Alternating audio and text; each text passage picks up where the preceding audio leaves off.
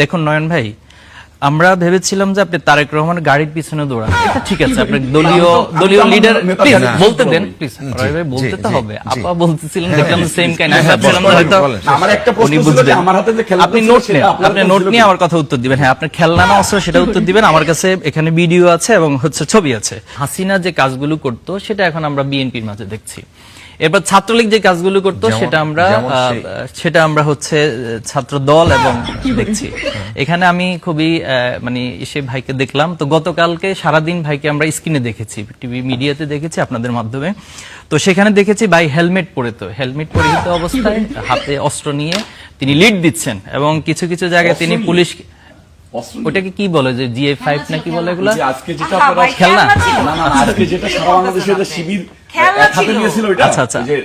আচ্ছা আপনার বাসায় যদি খেলনা হয়ে থাকে তাহলে তো আমি খেলনার কথা বলছি। আচ্ছা ঠিক আছে, যে ভাই হচ্ছে কিছু খেলনা নিয়ে শহীদ মিনারের পক্ষে আমি যদি একটু আপনাদেরকে দেখাই, এই যে এখানে একটা বড় খেলনা হাতে আছে, এটা সবুজ কালারের খেলনা এবং হেলমেট পরিহিত অবস্থায় আছে।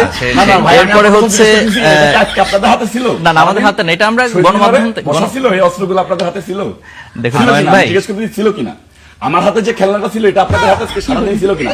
হাজার দেখুন নয়ন ভাই, আমরা ভেবেছিলাম যে আপনি তারেক রহমানের গাড়ির পিছনে দৌড়ান, এটা ঠিক আছে। আপনি দলীয় লিডার, প্লিজ বলতে দেন, প্লিজ ভাই বলতে তো হবে। আপা বলতেছিলেন, দেখলাম সেম কাইন্ড আমি ভাবছিলাম হয়তো আমার একটা প্রশ্ন ছিল যে আমার হাতে যে খেলনা, আপনি নোট নেন, আপনি নোট নিয়ে আমার কথা উত্তর দিবেন। হ্যাঁ, আপনার খেলনা না অস্ত্র সেটা উত্তর দিবেন। আমার কাছে এখানে ভিডিও আছে এবং ছবি আছে, আমি দেখাচ্ছি। এরপরে যেটা দেখলাম যে উনি ঢাকা আলিয়াতেও দৌড়াচ্ছেন। তো আমি ভাবছিলাম যে শুরুতে তারেক রহমানের কোনো সাপোর্ট ছিল কিনা ঢাকা আলিয়াতে, কিন্তু দেখলাম যে না, সেখানে আসলে হল দখল করার জন্য তারা গিয়েছেন এবং সেখানে রাতের বেলা স্ট্যাটাস দিয়েছে ওনাদের দখল করার জন্য, যে বিএনপির লোকজন চলে আসবে। এখন ওনারা কেন গিয়েছে এটা উত্তর ওনারা দিবে। এবং আমি প্রথম ভাবছিলাম যে উনি ঢাকা আলিয়াতে পড়েন, আমি কয়েকজনকে জিজ্ঞেস করেছিলাম, কেউ বলতে পারে না যে তিনি ঢাকা আলিয়ার স্টুডেন্ট। তাহলে ঢাকা আলির স্টুডেন্ট না হয়ে আপনি কেন সেখানে যাবেন, সেখানে হল দখলের জন্য সেখানে যাবেন, কি জন্য গিয়েছিলেন? এবং সেখানে গিয়ে শুধু শিক্ষককে হামলার কথা তো বলেছে, শিক্ষকদের ল্যাপটপ চুরি করা হয়েছে এবং অনেক কিছু সেখান থেকে চিন্তা করে নিয়ে আসে, যেটা ওনাদের চাঁদাবাজি চিন্তাকারী হিসেবে অলরেডি এস্টাবলিশড হয়ে গেছে। ঠিক একই নমুনাগুলো দেখাচ্ছেন। এখন আমাদের প্রশ্ন হচ্ছে যে এই যে কাজগুলো হচ্ছে, এটার জন্য তো আসলে ক্ষমতা পরিবর্তনের জন্য তো আমরা জীবন দেই নাই। আপনারা তো ধান খেতে কাটিয়েছেন। ওনার কিছু বিষয় আমি সম্ভবত মিডিয়াতে চোখে পড়েছে, উনি ওনার নির্যাতনের শিকার হয়েছেন, অনেক গল্প আছে, ওনার কারা নির্যাতিত হয়েছেন। তো এই যে গল্পগুলো ভুলে যান কেন ভাই? হাসিনাও তো আগে তো অতীত থেকে শিক্ষা যদি নিত, তাহলে হাসিনার পরিণতি তো আজকে এইভাবে হতো না।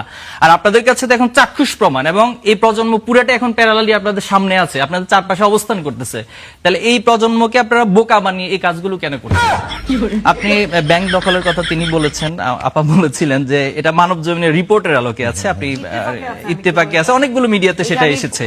এবং 6 আগস্ট আমরা দেখেছি সময় টিভি চ্যানেলে ভাইয়ের নেতৃত্বে সেখানে সেটা দখল করার জন্য বলা হয়েছে।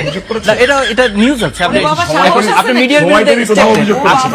মিডিয়ার বিরুদ্ধে স্টেপ নেন। মিডিয়া কেন নিউজটা করলো? আপনি স্টেপ নিতে পারেন, আপনি তো ক্ষমতায় আছেন,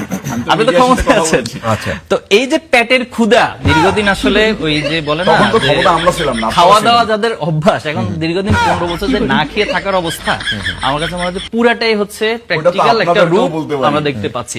তো এই জায়গায় এসে জুলাই আমরা কিছুটা আহত হই।